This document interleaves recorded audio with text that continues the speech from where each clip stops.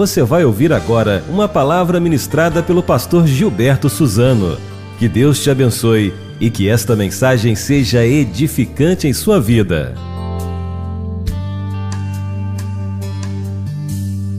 Hoje à noite o tema da nossa mensagem será Orando como Jesus. E o texto que eu quero ler está no Evangelho de Lucas, no capítulo 11, e eu farei uma leitura do verso 1 até o verso 13. E eu queria pedir que você pudesse me acompanhar nessa leitura, que nos fala da seguinte maneira: Jesus estava orando em certo lugar, e quando terminou, um de seus discípulos lhe disse: Senhor, ensina-nos a orar como João ensinou aos discípulos dele. Ele então lhes falou: quando orardes, dizei: Pai, santificado seja o teu nome, venha o teu reino, dá-nos diariamente nosso pão do dia a dia, e perdoa-nos os nossos pecados, pois também nós perdoamos a todo o que nos deve, e não nos deixes entrar em tentação, mas livra-nos do mal. Disse-lhes também: se alguém tiver um amigo e for procurá-lo à meia-noite e lhe disser: amigo, empresta-me 3 pães, pois um amigo me chegou de viagem e não tenho o que lhe oferecer. E se ele de dentro responder: não me incomodes, a porta já está fechada, eu e os meus filhos já nos acomodamos para dormir, não posso levantar-me para te atender. Eu vos digo que, mesmo que não se levante para dar os pães por causa da amizade, ele se levantará por causa do incômodo e dará quantos pães o outro precisar. Por isso, eu vos digo: pedi e vos será dado, buscai e achareis, batei e a porta vos será aberta. Pois todo o que pede, recebe, quem busca, acha, e ao que bate, a porta será aberta. E qual pai dentre vós, se o filho lhe pedir pão, lhe dará uma pedra? Ou se lhe pedir peixe, lhe dará uma cobra em lugar do peixe? Ou se pedir um ovo, lhe dará um escorpião? Se vós, sendo maus, sabeis dar boas coisas aos vossos filhos, quanto mais o Pai Celestial dará o Espírito Santo aos que o pedirem. Lucas, escritor de um dos 4 evangelhos, uma das particularidades de Lucas a respeito do que ele escreveu sobre a vida de Jesus diz respeito ao tema oração. Lucas, ele deu uma forte ênfase aos momentos em que Jesus estava orando. E há pelo menos, no Evangelho de Lucas, pelo menos 13 referências de Jesus orando. Os demais evangelistas também mencionam Jesus orando, mas Lucas parece trazer isso como sendo o tema do livro que leva o seu nome, o Evangelho de Lucas. Em Lucas 3, por exemplo, 21 e 22, nós temos Jesus orando logo depois do seu batismo. Em Lucas 5, 12 a 16, Lucas diz que Jesus orou depois de curar um homem de lepra. Lucas 6, 12, o mestre passou a noite inteira em oração antes de escolher os 12 discípulos. Em Lucas 9, verso 18, o Senhor Jesus orou durante a sua transfiguração no monte. Em Lucas 10, 17 a 19, ele orou depois de ouvir o relatório dos 70 discípulos que voltaram empolgados de um projeto missionário. Em Lucas 11, verso 1, Jesus orou antes de ensinar sobre a oração. Em Lucas 19, 41, 44, nosso Senhor orou pela cidade de Jerusalém. Em Lucas 22, 31, 34, Jesus também orou por Pedro. Em Lucas 22, 39 e 46, o Senhor orou por si mesmo no Getsêmani. Em Lucas 23, 34 e 46, ele orou na cruz. Em Lucas 24, 13 a 35, o Senhor orou ainda lá na vila de Emaús. E em Lucas 24, 50 a 53, nós somos informados que Jesus orou antes da sua ascensão, antes de retornar para o céu. Os discípulos, eles observaram Jesus orando em várias ocasiões. E a passagem da Escritura que acabamos de ler neste momento nos conta no verso 1 que Jesus estava orando em certo lugar e quando terminou, um de seus discípulos lhe disse: Senhor, ensina-nos a orar como João ensinou aos discípulos dele. A impressão que temos é que pelo menos este discípulo sem nome, cujo nome não é mencionado, pelo menos este discípulo estava observando cuidadosamente Jesus. Jesus está orando e este discípulo está pacientemente esperando que Jesus termine aquele tempo de oração. E ele está esperando, está observando, e ele está aguardando para que ele pudesse pedir que o mestre os ensinasse sobre a oração. E é isso que ele diz quando Jesus termina de orar: Senhor, ensina-nos a orar, como João ensinou aos discípulos dele. Meus irmãos, este é o desejo simplesmente natural de um seguidor de Cristo: orar.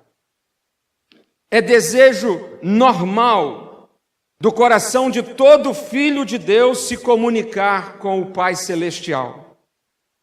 Na verdade, é difícil entender como alguém pode achar que é possível ser cristão e não desejar conversar frequentemente com Deus.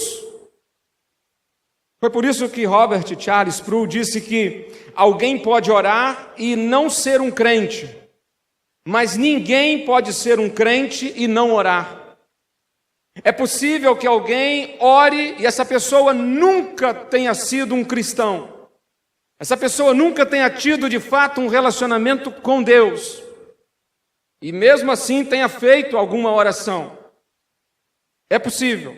Mas é impossível que haja um seguidor de Jesus, um cristão sequer, sem que o mesmo tenha orado. Então o que segue aqui dos versículos 2 em diante é a instrução do nosso Senhor sobre a oração. Esse é o contexto que prossegue até o versículo 13, o qual nós lemos. Jesus ensina aqui nesta passagem algumas lições para que seus discípulos aprendam a orar como ele. Em primeiro lugar, Jesus nos ensina algo fundamental, algo extremamente importante. Ele ensina sobre a importância de nossas convicções sobre quem é Deus. Isso é muito importante. Até que alguém entenda realmente quem é Deus, ele não estará motivado a orar. E Jesus deu aqui um exemplo de oração. Eu vou repetir, Jesus deu aqui um exemplo de oração. Ele deu um modelo, ele deu um molde, ele deu uma amostra. O nosso Senhor nunca determinou que nós devíamos repetir esta oração com essas palavras. Essa aqui foi uma oração que ele fez, que deve ser para nós como que um roteiro, deve ser um guia para as nossas orações. Uma vez que oração é uma conversa, nós devemos tomar, inclusive, o devido cuidado, porque ele vai nos dizer lá em Mateus, capítulo 6, falando a respeito dessa mesma oração, que devemos tomar cuidado para a gente não cair no erro de ficar com vãs repetições. É aquele tipo de oração mecânica que a pessoa começa a fazer repetidas vezes e perde completamente o espírito da coisa. E se torna algo simplesmente formal. E perde a pessoalidade da oração. A oração é uma conversa com Deus. um dos maiores evangelistas de todos os tempos, chamado Moody, quando ele ia orar, normalmente pela manhã, antes de tomar o seu café da manhã, ele puxava uma cadeira e dizia: Senhor, senta aí que vamos conversar e vamos bater um papo. E ele falava com o Senhor. Oração é isso, é relacionamento com Deus, é a gente falar com o Senhor, é a gente abrir o nosso coração para Ele. Mas é fundamental que a gente entenda quem é Deus, para que a gente possa orar e estar motivado à oração. E é por isso que nesse exemplo, nesse modelo de oração, o nosso Senhor, Ele disse que Deus é nosso Pai. E Ele começa a oração nesses termos: Pai, nosso que estás no céu. A oração começa com a palavra Pai, a oração modelo deixada por Jesus. Antes de prosseguir, eu gostaria de destacar que Deus é Pai, Ele não é mãe. Devemos ter muita firmeza quanto a isso. Nunca lemos em toda a Bíblia referência alguma a Deus como mãe. Eu estou dizendo isso aqui porque a Rede Globo, recentemente, ela fez aí um vídeo de zombaria de um de seus programas, em que, naquele vídeo, zomba de Deus, dizendo que Deus é do gênero feminino. Sem preconceito, sem machismo, é claro, Deus é Pai porque a Bíblia diz que Ele é Pai. Ou eu creio nisso que a Bíblia diz, ou então este livro não nos serve. Se a Bíblia nos diz que Deus é Pai, Deus é Pai. Deus não é mãe. Pai, naquele tempo, e hoje ainda, é uma palavra que denota um relacionamento íntimo, relacionamento pessoal. É importante entendermos este termo como um relacionamento pessoal. Pai. Deus é Pai. Essa é a primeira convicção que nós precisamos ter para a gente conseguir orar como o nosso Senhor. Deus é Pai. A palavra Pai, ela é usada em referência a Deus no Antigo Testamento, sabe quantas vezes? 14 vezes. Nos 39 livros do Antigo Testamento, Deus é referido como Pai apenas 14 vezes. E em todas essas 14 vezes, é uma referência de forma muito impessoal e de uma forma corporativa, quando é dito que Deus é Pai da nação de Israel, Deus é Pai do povo de Israel, Deus é Pai da descendência de Abraão. Jesus se refere a Deus como Pai, sabe quantas vezes? Cerca de 60 vezes. 60 vezes. E todas elas de forma pessoal. Veja que diferença, 14 vezes no Antigo Testamento, de maneira impessoal, de maneira corporativa, e 60 vezes no Novo Testamento de uma forma pessoal e muito íntima. É tão impressionante essa diferença, que alguns estudiosos dizem que isso é o que faz toda a diferença entre o Antigo Testamento e o Novo Testamento. Ou seja, a proximidade que temos de Deus a partir do Novo Testamento, como sendo o nosso Pai. O nosso íntimo conhecimento de Deus Pai, por meio de Jesus Cristo, Deus Filho. É verdade que nem todos podem chamar Deus de Pai. Isso precisa ficar muito claro, porque nem todas as pessoas são filhos de Deus. Há um pensamento no senso comum de que todas as pessoas do mundo são filhos de Deus. Isso não é ao todo uma verdade. Na perspectiva de ser criado por Deus, todas as pessoas, de certa forma, podem ter Deus como Pai. Mas uma vez que toda a humanidade pecou por conta do pecado de Adão, todas as pessoas, elas, por natureza, elas vivem afastadas de Deus. E a menos que alguém reconheça o Filho de Deus perfeito, Jesus Cristo, como sendo o seu Salvador pessoal, essa pessoa não terá o direito de chamar Deus de Pai, porque ela não terá se reconciliado com Deus. A Bíblia nos diz que apenas as pessoas que realmente reconhecem que são pecadoras e acreditam que Jesus Cristo morreu na cruz pelos seus pecados e decidem viver uma vida diferente a partir dessa crença e seguindo a esse Jesus, sendo um seguidor dele, sendo um imitador dele, sendo um cristão, sendo um crente na palavra de Deus, a menos que alguém de fato abrace essa fé, essa pessoa não conseguirá ter Deus como seu Pai. João 1,12 diz que a todos quanto recebem a Jesus, deu-lhes o direito de serem feitos filhos de Deus. Somente aqueles que confiaram em Cristo Jesus como Senhor e Salvador, apenas aqueles que nasceram novamente, podem chamar Deus de Pai. Paulo escreveu aos cristãos em Romanos, no capítulo 8, verso 15, dizendo: mas recebestes o Espírito de adoção de filhos, pelo qual chamamos Pai. O mesmo Espírito testifica com o nosso Espírito que somos filhos de Deus. Portanto, nem todos podem se dirigir a Deus como Pai, mas todos aqueles que já nasceram de novo, que já são discípulos de Jesus, que já estão seguindo o Mestre, estes devem ter essa importante convicção sobre quem é Deus. Ele é o nosso Pai. Que privilégio! Deus é Pai. Mas Jesus está falando também que Deus é santo. E é importante ter essa convicção a respeito do nosso Deus. Jesus disse: Pai, santificado seja o teu nome. O nome de Deus e o caráter de Deus são inseparáveis. A Bíblia afirma que Deus é santo, santo, santo. Deus não pode de forma alguma se corromper, porque Ele é santo.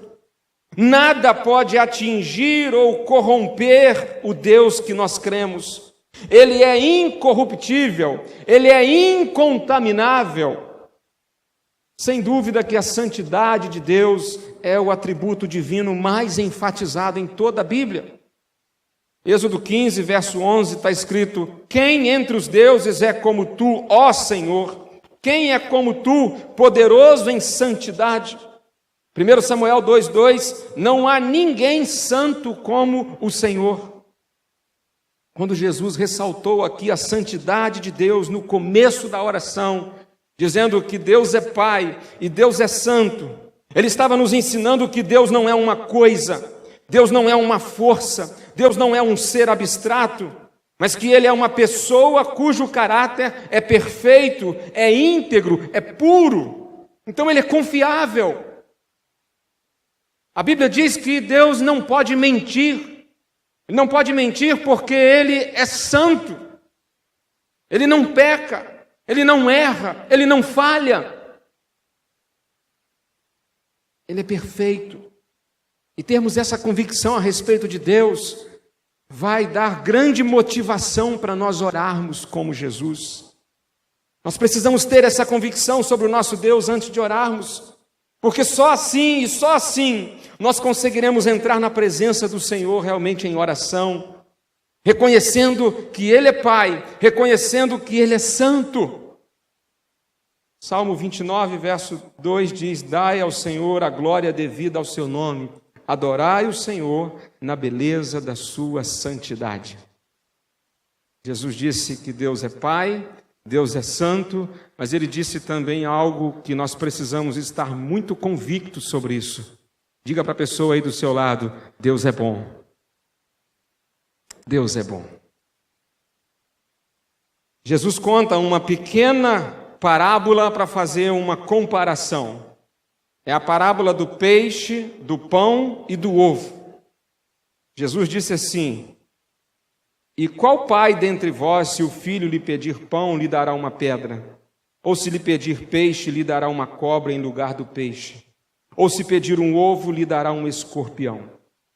Meus irmãos, isso aqui parece algo até ridículo. Imagine, um filho pede pão ao pai e o pai dá uma pedra em vez de pão.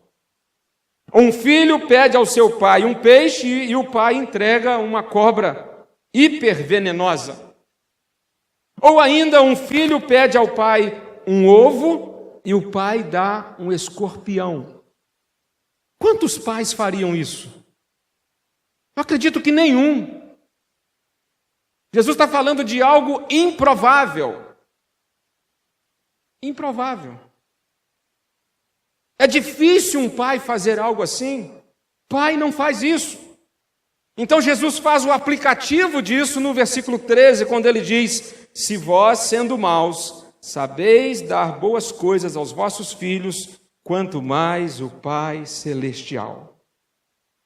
O argumento de Jesus é do menor para o maior. Jesus está falando, se A é verdade, então B é muito mais verdadeiro. Se um pai, mesmo sendo um homem pecador, mesmo sendo alguém que nem acerta sempre, e às vezes erramos como pais com os nossos filhos, ele diz, se um pai, ele é bom para o seu filho, muito mais o nosso Deus é um Pai santo e bom. Se você, sendo um pai terreno, pecador, é bom para com seus filhos, quanto mais o Pai Celestial, que é perfeitamente bom. Jesus fez aqui uma ênfase teológica na verdade de que Deus é bom. Deus é originalmente bom. Deus é bom em si mesmo. Ele é infinitamente bom. Ele é perfeitamente bom, porque Ele é imutavelmente bom. Em sua bondade, Deus nos dá sempre além do que nós merecemos. Nada merecemos e Ele tudo nos dá. A bondade de Deus. A bondade de Deus. Meus irmãos, para nós orarmos como Jesus, nós precisamos estar convictos de que Deus é Pai, Deus é santo e Deus é bom. Isso será muito motivador para orarmos. Eu li a respeito de um certo cristão que morreu dizendo que Deus é bom. Morreu dizendo que Deus é bom. Quando ele soube que estava com um câncer devastador, ele afirmou, Deus é bom. Quando ele pediu para ser curado, e à medida que ele ia piorando, ia sofrendo, ia se deteriorando, apodrecendo em cima de uma cama, a ponto de nem morfina mais conseguir sanar as suas dores, ele continuava afirmando que Deus é bom. Quando ele instruiu os seus amigos sobre o seu funeral, escalou o papel de todos e pediu que não falassem sobre ele, mas pediu que falassem no seu funeral sobre a bondade de Deus, que Deus é bom. Ele disse que se Deus lhe permitisse viver é porque Deus era bom, mas disse também que se Deus lhe permitisse partir é porque Deus também era bom. Nós precisamos corrigir a nossa teologia porque nós estamos muito mal acostumados e interpretamos muito mal a bondade de Deus. Pouco tempo atrás, num culto de oração nosso, eu tomei a liberdade de, num dado momento, tomar a palavra. Alguém disse sobre alguém que foi livre num acidente. E ao mencionar o acidente em que tal pessoa fora livre e saiu sem se machucar, disse, Deus é bom. E aquilo me incomodou muito. Por que se Deus não livra no acidente? Então Deus não é bom? Nós estamos muitas vezes com nossas convicções distorcidas a respeito do nosso Deus. Deus é bom em todo o tempo. Se Ele fizer, Ele é Deus. Se Ele não fizer, Ele é Deus e Ele é bom. Se Ele fizer ou se Ele não fizer. Se Ele curar ou se Ele não curar, Ele é bom. Ele continua sendo bom. Para a gente orar, nós precisamos ter essa convicção. Não podemos ter dúvidas quanto ao fato de que Deus é bom. Pastor Russell Shedd, que faleceu há quase 2 anos atrás, um homem de Deus tremendo, um santo de Deus. A filha dele disse que só acreditava que ele era um pecador porque a Bíblia diz que todos pecaram, porque ela dizia: nunca vi defeito no meu pai. E ele faleceu quase aos 90 anos. E pouco tempo antes de morrer ainda estava pregando. E sofreu de um câncer terrível. E quando alguém lhe perguntou como estava sendo aqueles momentos finais sofríveis, ele disse: está sendo uma boa experiência. Por essa experiência eu ainda não havia passado. De passar por tudo isso e continuar acreditando que Deus é bom. Isso é convicção. Deus é Pai, Deus é Santo, Deus é bom. Para um discípulo de Jesus, Deus é bom sempre, aconteça o que acontecer. Quem é Deus para nós, irmãos? Deus é Pai, Deus é Santo, Deus é bom. Essas convicções fazem toda a diferença em nossas motivações para orar. Se a gente não estiver certo a respeito disso aqui, a nossa oração, ela será uma oração cheia de dúvidas. Ela será uma oração que alguns talvez diriam: não vai passar nem do teto. Lá em Tiago a gente vai ler a respeito daquele que ora com dúvida. E talvez Tiago tivesse em mente isso. Pessoas que oram, mas têm dúvida. Tem dúvida se Deus está ouvindo. Tem dúvida se Deus é poderoso para fazer realmente infinitamente mais do que aquilo que pedimos ou pensamos. Tem dúvidas a respeito da bondade de Deus. Mas nós precisamos ter essas convicções antes de orarmos. Em segundo lugar, Jesus também nos ensina aqui, além da importância de termos convicções sobre quem é Deus, Jesus ensina também sobre a necessidade da lembrança de que nós precisamos de ajuda. A necessidade da lembrança de que nós precisamos de ajuda. Os versos 3 e 4, na oração, exemplo de Jesus, ele disse: dá-nos diariamente nosso pão do dia a dia. E perdoa-nos os nossos pecados, pois também nós perdoamos a todo o que nos deve, e não nos deixes entrar em tentação, mas livra-nos do mal. É Deus quem nos dá tudo o que necessitamos. Paulo, quando estava na cidade de Atenas, na capital da filosofia grega, Paulo ele estava discursando a respeito do Evangelho no meio das pessoas mais sábias de seu tempo. E no capítulo 17 de Atos, verso 24, Paulo bradou da seguinte forma: o Deus que fez o mundo e tudo o que nele há, Senhor do céu e da terra, é Ele mesmo quem dá a todos a vida, a respiração e todas as coisas. Meus irmãos, Jesus não colocou essas palavras aqui na oração modelo que se tornaram repetições por acaso. O Senhor queria lembrar-nos de que não podemos nos esquecer jamais do quanto nós precisamos de ajuda. Nós dependemos de Deus para tudo. E Jesus nos lembra aqui algumas coisas básicas das quais nós precisamos da ajuda do Senhor. Nós precisamos orar pedindo pela provisão diária. Olha o que diz o verso 3: dá-nos diariamente nosso pão do dia a dia. Jesus de forma alguma negou ou desprezou as nossas necessidades.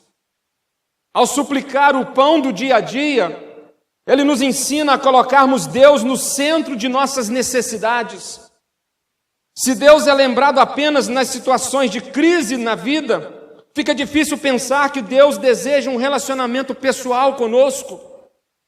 A súplica, dá-nos diariamente nosso pão do dia a dia, nos lembra da nossa necessidade da ajuda divina no que há de mais simples e comum do cotidiano.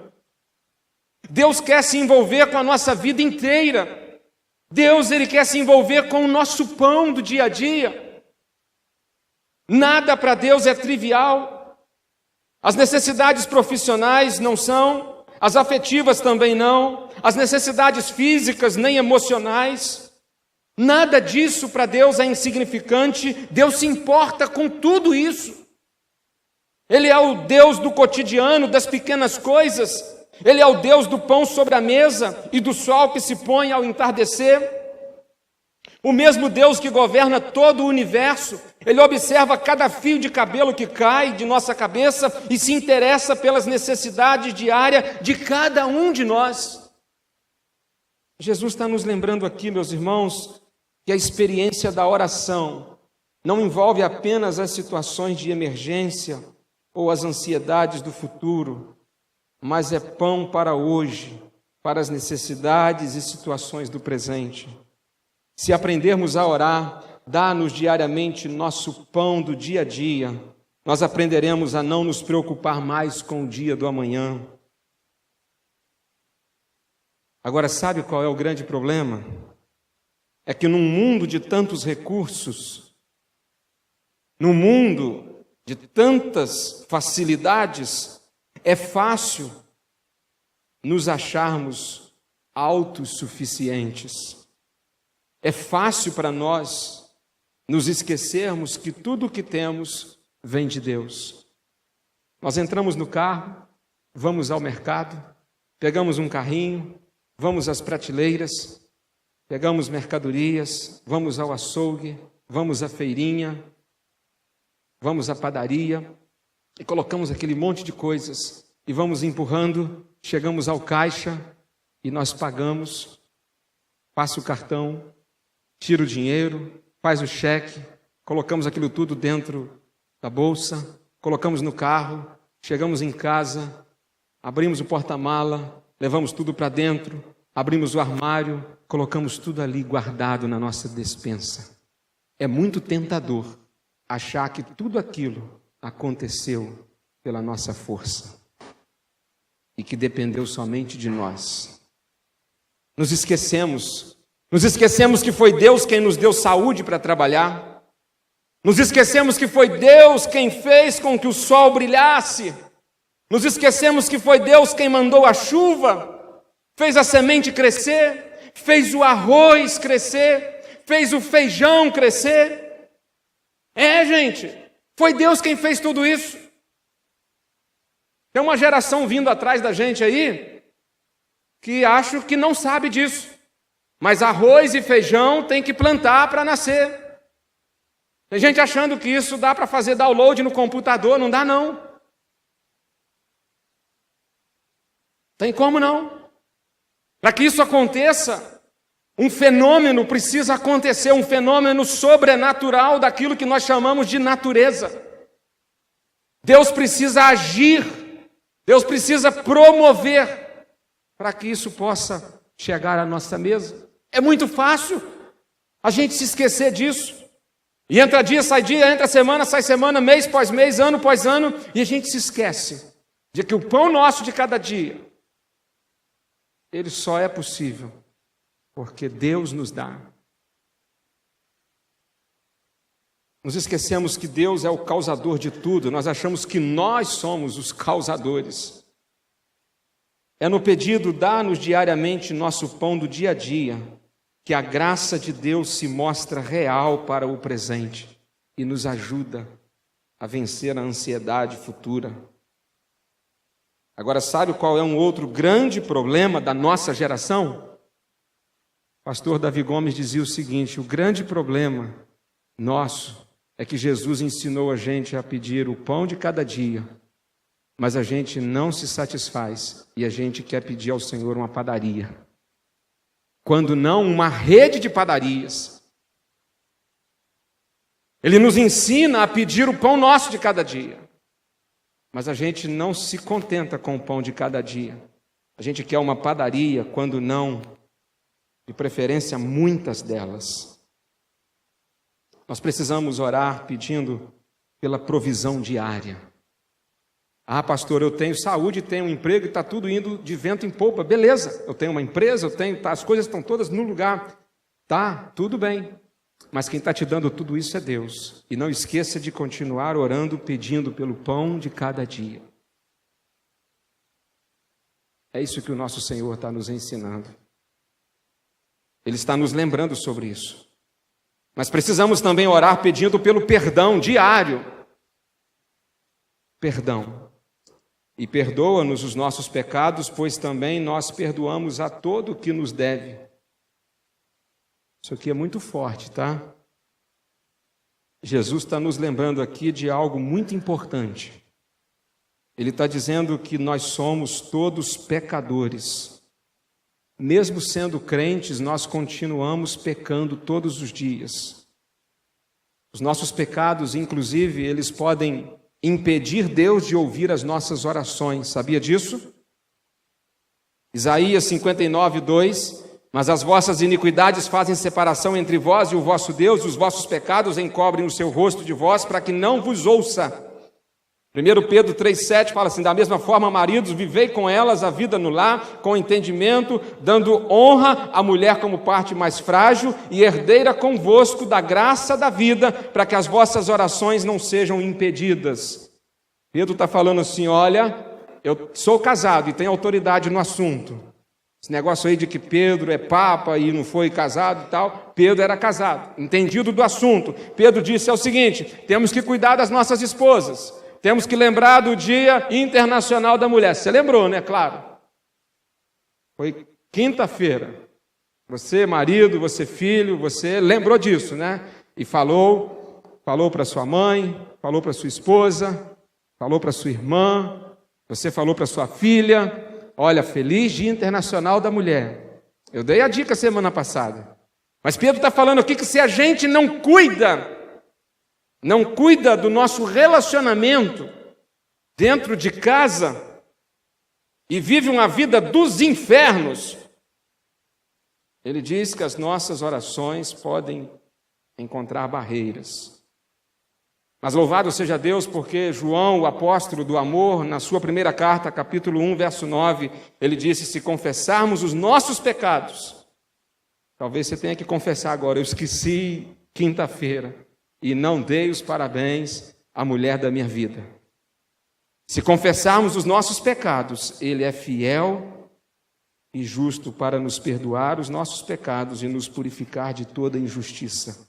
A Bíblia diz que Deus é rico em perdoar. Salmo 103, verso 3, Ele perdoa todas as nossas iniquidades. Jesus nos ensina a orar todos os dias, pedindo perdão pelos nossos pecados. E Ele diz, junto a isso, que devemos pedir que nos perdoe na proporção.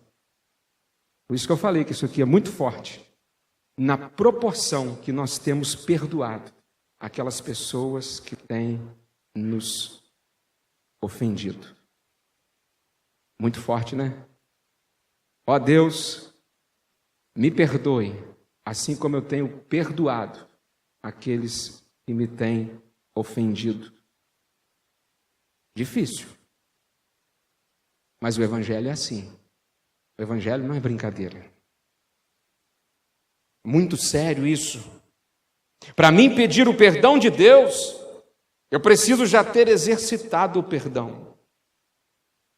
Mateus 6,14 diz assim: porque se perdoardes aos homens as suas ofensas, também vosso Pai Celeste vos perdoará. Se, porém, não perdoardes aos homens as suas ofensas, tampouco vosso Pai perdoará as vossas ofensas. Perdoar não é uma questão de querer ou não querer, estar com vontade ou não estar com vontade, a pessoa merece o perdão ou não merece o perdão. Perdão é uma questão de obediência a uma ordem. É isso. Precisamos orar pedindo pelo perdão diário. Precisamos também orar pedindo por proteção diária. Jesus disse na oração modelo: e não nos deixes entrar em tentação, mas livra-nos do mal. Meus irmãos, há um mal iminente, há um mal presente, há um mal constante. E nós precisamos de proteção diária desse mal. Diariamente nós precisamos orar pedindo proteção por conta desse mal. Livra-nos do mal. Que mal é este? Eu diria para você, por tudo que a palavra de Deus nos ensina, que há pelo menos 3 tipos de males que estão presentes constantemente na nossa vida. O primeiro tipo de mal são os ataques de Satanás. Satanás é o grande inimigo de todo seguidor de Jesus. Se você um dia decidiu entregar a sua vida a Jesus e decidiu ser um crente, um cristão, você comprou uma briga com o pior inimigo que alguém pode ter. Esse inimigo, ele é o nosso adversário. Ele anda em derredor, bramando como um leão, buscando a quem possa tragar. E à medida que você procurar viver muito mais como Jesus, parecendo com Jesus, você será muito mais atacado por ele.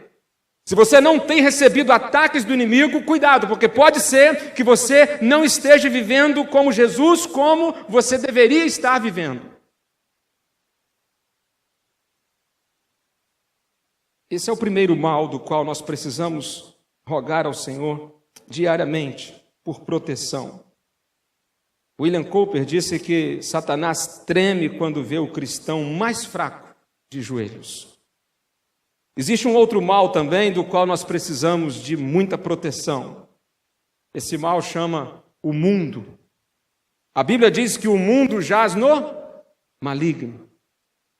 Esse negócio que as pessoas andam dando grito por aí afora, Itaperuna é do Senhor Jesus, o Brasil é de Jesus. Brisa. Este mundo jaz no maligno. Este mundo, a cada dia, o seu sistema está mais e mais tomado pelo império das trevas.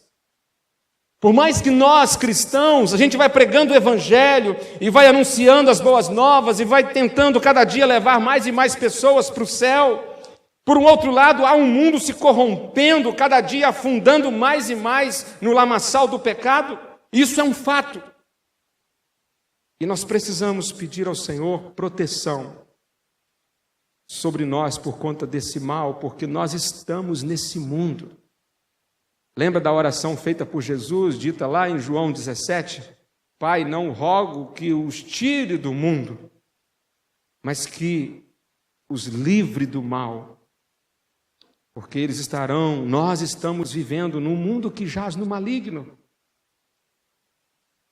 Jesus é o Senhor apenas daqueles que o têm como seu Senhor. Jesus não é o Senhor desse sistema mundano, perverso, dominado por Satanás nesse mundo. Porque esse mundo aqui não há mais esperança para ele. A única esperança que existe é para o novo céu e a nova terra prometida em Apocalipse 21. É daquele mundo que Jesus será o Senhor dos senhores, o Rei dos reis. Naquele mundo, Satanás não poderá entrar. O pecado lá não vai habitar. E lá nós viveremos num sistema de valores perfeito, incorruptível. Paulo nos adverte em Romanos 12:2 para não nos conformarmos com este mundo. E precisamos orar pedindo a Deus, proteja-nos, Senhor. Proteja-nos desse mal. Mas há também um outro mal do qual nós precisamos de estar protegidos. E precisamos orar pedindo, livra-nos desse mal. São os desejos da nossa própria carne pecaminosa. A nossa natureza pecaminosa. Paulo disse que o bem que queremos fazer nem sempre fazemos. Mas o mal, quando vemos, já está feito.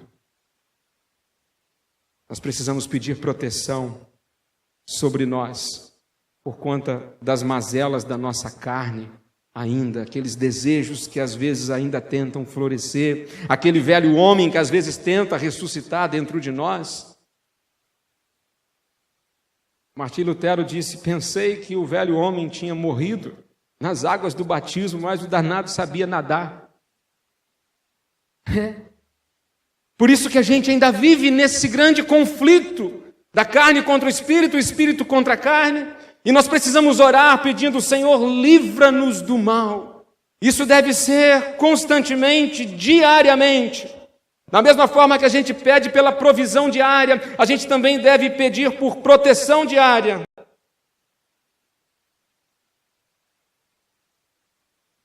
É isso que Jesus estava ensinando. Devemos nos lembrar todos os dias de orar, pedindo pela provisão, pelo perdão, e pela proteção. Paulo colocou isso da seguinte maneira em Filipenses 4:7. Em tudo, porém, sejam conhecidas diante de Deus as vossas petições pela oração e pela súplica com ações de graça. Jesus está ensinando para a gente aqui a necessidade da lembrança de que nós precisamos de ajuda. E aí eu já chego em terceiro lugar. Jesus ensina ainda sobre o poderoso efeito da oração intercessória. E eu queria convidar você para olhar para essa narrativa de Jesus que eu quero ler novamente. Dos versos 5 até o 8, o Senhor Jesus disse assim: se alguém tiver um amigo e for procurá-lo à meia-noite e lhe disser: amigo, empresta-me 3 pães, pois um amigo meu chegou de viagem e não tem o que lhe oferecer, e se ele de dentro responder: não me incomodes, a porta já está fechada, eu e os meus filhos já nos acomodamos para dormir, não posso levantar-me para te atender. Eu vos digo que, mesmo que não se levante para dar os pães por causa da amizade, ele se levantará por causa do incômodo e dará quantos pães o outro precisar. Ouça bem, provavelmente que isso aqui não aconteceu com você muitas vezes, ou talvez nunca tenha acontecido. Mas nos dias de Jesus, isso aqui era bastante comum. Essa história aqui é simples assim, olha, alguém recebeu um amigo em casa à tarde da noite, uma visita que chegou, e essa pessoa que estava hospedando a visita estava um tanto desprovido de um lanche. E o que ele faz? Ele sai, vai até o vizinho para solicitar uma ajuda. Você tem 3 pães que pode me fornecer? Chegou-me um amigo e eu preciso dar a ele alimento, fazer um lanche, preparar um x-tudo para ele e não tenho nada na geladeira. Esse que foi até o vizinho, ele foi o intercessor. Ele não pediu para ele. Ele pediu para aquele seu amigo que estava o visitando. A lição mais simples dessa historinha contada por Jesus é essa: o poderoso efeito da oração intercessória. Jesus está dizendo que assim como este vizinho, mesmo com má vontade, veio e atendeu o pedido em favor de alguém, ele está dizendo que o Pai Celestial também nos atende. E nos atende diferente deste homem, porque ele nos atende com boa vontade quando intercedemos junto a ele em favor de alguém. Meus irmãos, que lição preciosa para a gente trazer para a nossa vida enquanto pessoas que desejam orar como Jesus. O poderoso efeito da oração intercessória. Jesus ensina aqui neste capítulo 11, do 1 ao 13, ensina tudo sobre oração. Ele fala que a gente precisa ter nossas convicções bem firmadas. Quem é Deus? Deus é Pai, Deus é Santo, Deus é bom. Ele nos ensina que a gente deve lembrar sempre das nossas necessidades de ajuda constante e devemos pedir diariamente pela provisão, pelo perdão e também pedir por proteção. E ele vai fechar como que com chave de ouro, dizendo do poder, do efeito da oração intercessória. Tiago, dizendo sobre isso, falou: está alguém entre vós doente, chama os presbíteros da igreja e orem sobre ele, orai uns pelos outros para que sareis. A oração feita por um justo pode muito em seus efeitos. Interessante que dos 13 registros de Lucas sobre as orações de Jesus, boa parte delas foi oração intercessória. Jesus orou por Jerusalém, Jesus orou por Pedro, Jesus orou na cruz, inclusive por aqueles que estavam lhe maltratando, lhe açoitando. E eu queria, já caminhando para o nosso final, você tem orado por sua cidade? Você tem orado pelo nosso estado? Você tem orado pelo nosso país? Você tem intercedido por alguém? Você tem intercedido pelos missionários? Você tem intercedido pelos cristãos que vivem em países sob perseguição? Você tem orado por algum outro crente? Jesus orou por Pedro. Jesus disse que Satanás estava querendo dançar uma valsa com Pedro. Queria brincar com Pedro. Queria fazer uma baguncinha na vida de Pedro. E Jesus, onisciente que era, ele pediu ao Pai que não permitisse. Intercessão. Por quem você tem orado? Ou você ora apenas por si?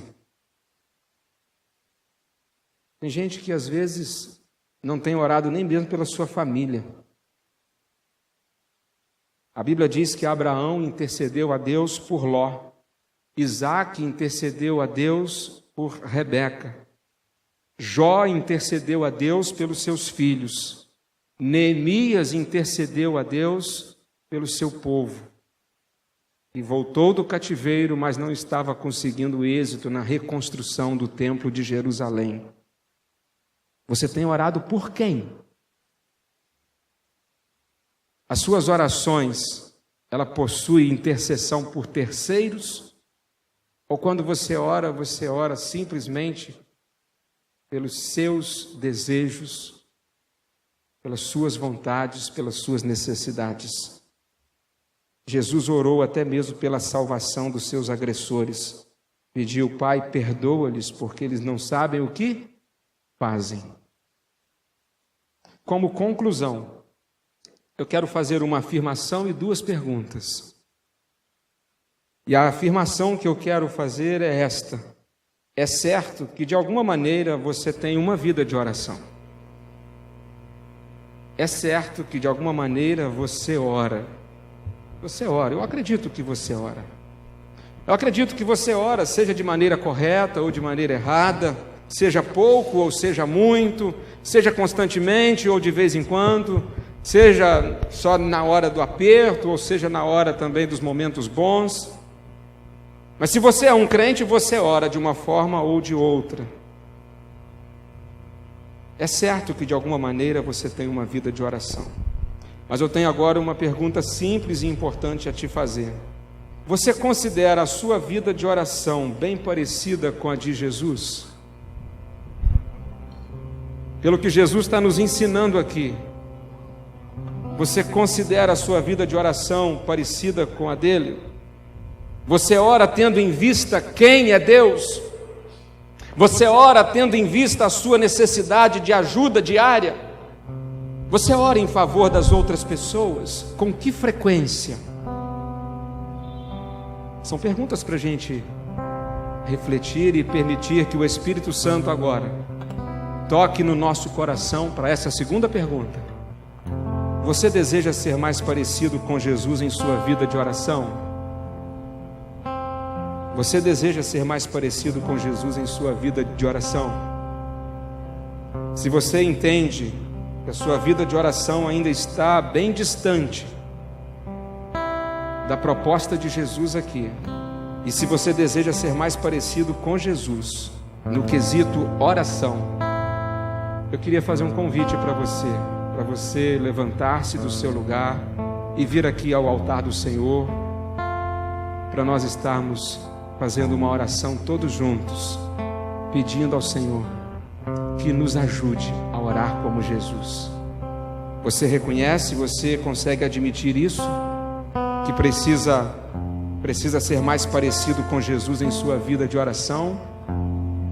Se você reconhece e admite isso, eu quero encorajá-lo a levantar-se de seu lugar e se posicionar aqui à frente, porque eu quero orar junto com você, para que a gente possa pedir a Deus que nos ajude a orarmos como Jesus. Nós vamos cantar uma canção, e enquanto cantamos, se você ainda assim desejar sair do seu lugar e vir, pode vir.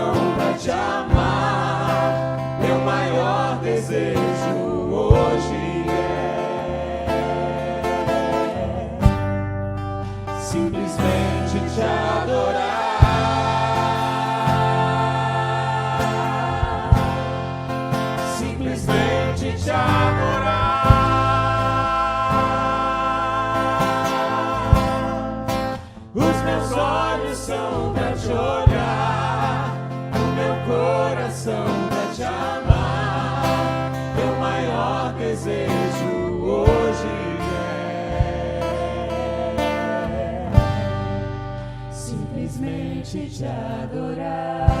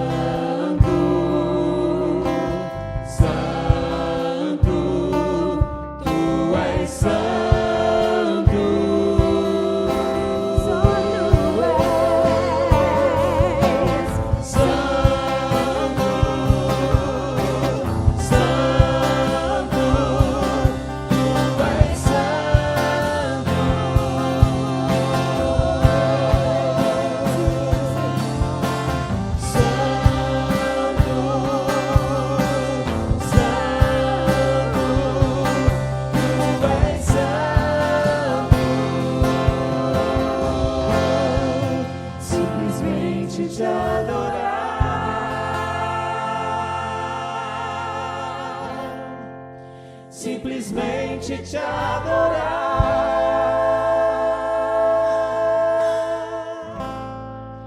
Os meus olhos são pra te olhar, o meu coração pra te amar. Meu maior desejo hoje é simplesmente te adorar.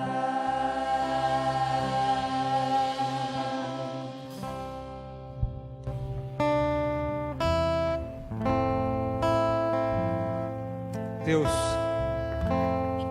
o Senhor é o nosso Pai, o Senhor é santo, santo e santo, e o Senhor é bom, o Senhor é muito bom, perfeitamente bom. Pai, perdoe pelos momentos em que talvez a gente não veja a bondade do Senhor. Perdoe, Senhor, pelos momentos em que nós duvidamos do teu poder. Momentos em que talvez a gente erga aos céus orações, mas orações vazias, porque oramos sem fé. Tua palavra nos diz que quando a gente ora sem fé, nós somos tal qual as ondas do mar. A nossa vida fica à mercê. Mas nós te pedimos perdão, Senhor. E nós queremos orar como Jesus. Muito obrigado, Senhor, porque Jesus deixou para nós lições preciosas sobre a oração. Senhor Jesus nos lembrou que a gente precisa, Pai, o tempo todo reconhecer que nós necessitamos da Tua ajuda. Nós precisamos, Senhor, do pão nosso de cada dia. Nós precisamos dos nossos recursos todos os dias, desde o pão até o ar que respiramos. Ah, Pai, a gente esquece disso e acha que isso tudo é por acaso, isso tudo é normal. Mas, Pai, isso é prova da Tua graça. O Senhor não tem deixado faltar na nossa vida a provisão do Senhor. Pai, nós precisamos também do perdão. Pai, nós precisamos aprender a perdoar mais uns aos outros.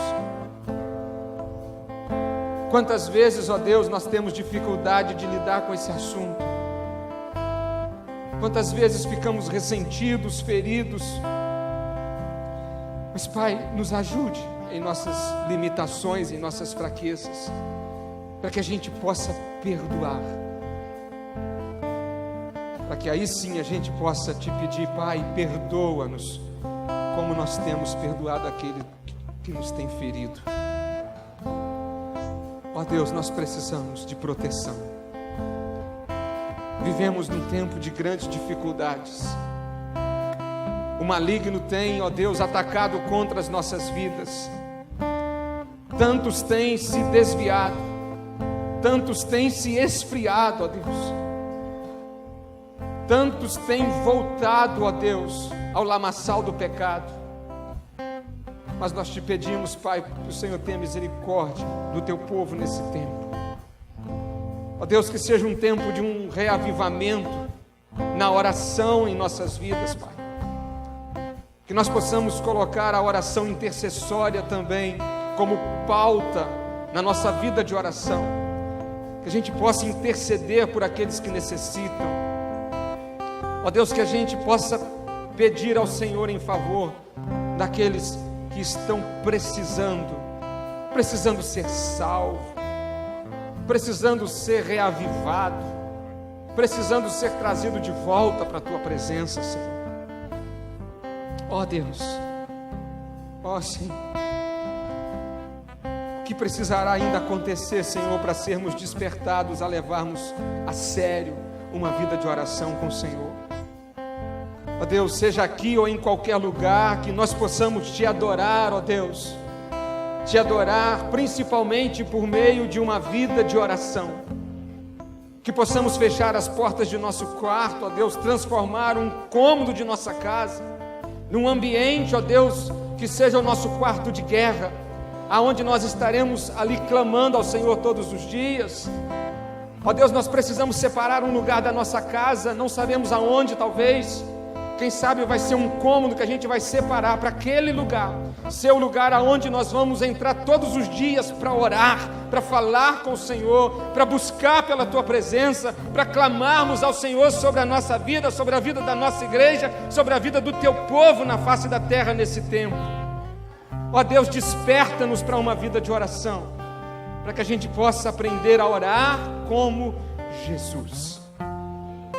Muito obrigado, Senhor. Muito obrigado por tudo que nesta noite o Senhor falou aos nossos corações, e nos ajude a praticar tudo aquilo que nós recebemos. É a oração que nós fazemos no nome de Jesus. Amém e amém. Que Deus te abençoe e que a sua vida de oração nunca mais seja a mesma a partir desse 11 de março. Amém?